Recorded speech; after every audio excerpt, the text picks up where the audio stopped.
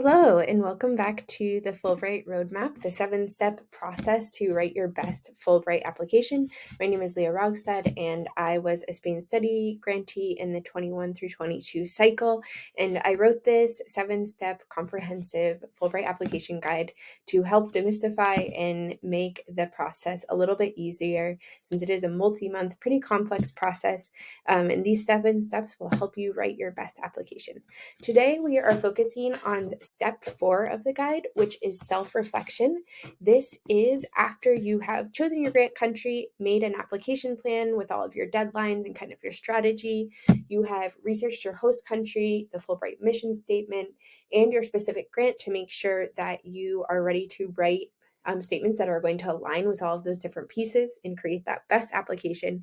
And then the last step before we really start the writing process is a lot of self-reflection, which really is the beginning of the writing process. It's kind of like the brainstorming, idea generation, connection section of the application. So what are we going to be doing in this section?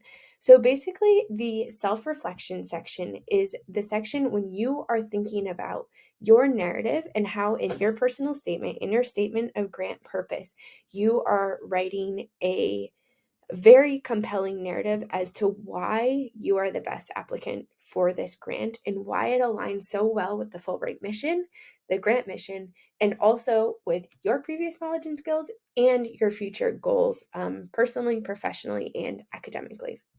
So what do we need to do in this section? One moment, let me get down the checklist. The checklist and this guide is about 40 pages long, so I have to scroll a tiny bit. Okay, so getting back to reflection, what are we going to do? Number one, you're going to get a Google document started because you want to document this whole process. You never know when an idea might come out one day, and then you look back at it 3 days later and it didn't seem like a good idea in the first place, but then you make this connection. So get your Google Docs started. And you are going to engage in a series of brainstorming and kind of self-reflection questions. And I'll share my favorite one today, which I kind of consider the Fulbright Essential question. So the Fulbright Essential question is why? So why this grant? Why in this country? Why you? And why now? So what does this mean? This means, number one, you need to be compelling. So you need to think about what is your personal history and your connection to this country. It might be that you've studied there before, you have family from there before, something in your college experience connected you academically to this country. But it should not just be, oh, I want to travel to Spain. Everyone wants to travel to Spain, so you need to go deeper, whether it's academically or personally. And these prompts in the Fulbright Guide are going to help you think about how to draft that compelling narrative.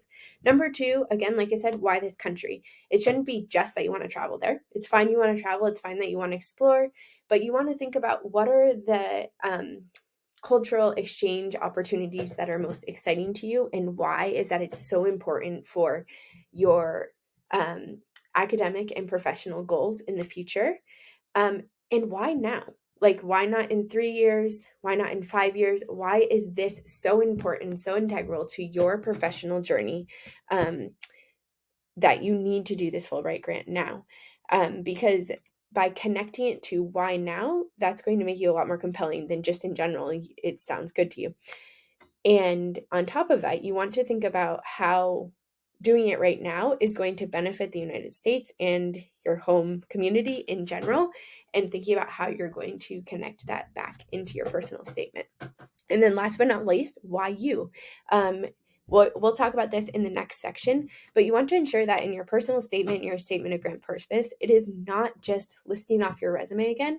We need to paint a picture and create a narrative of what your professional and academic journey has been, and also why this grant is so integral to helping you gain the skills you need to contribute to both the host and the home community in the future, and to create academically and professionally interesting things that promote cultural exchange.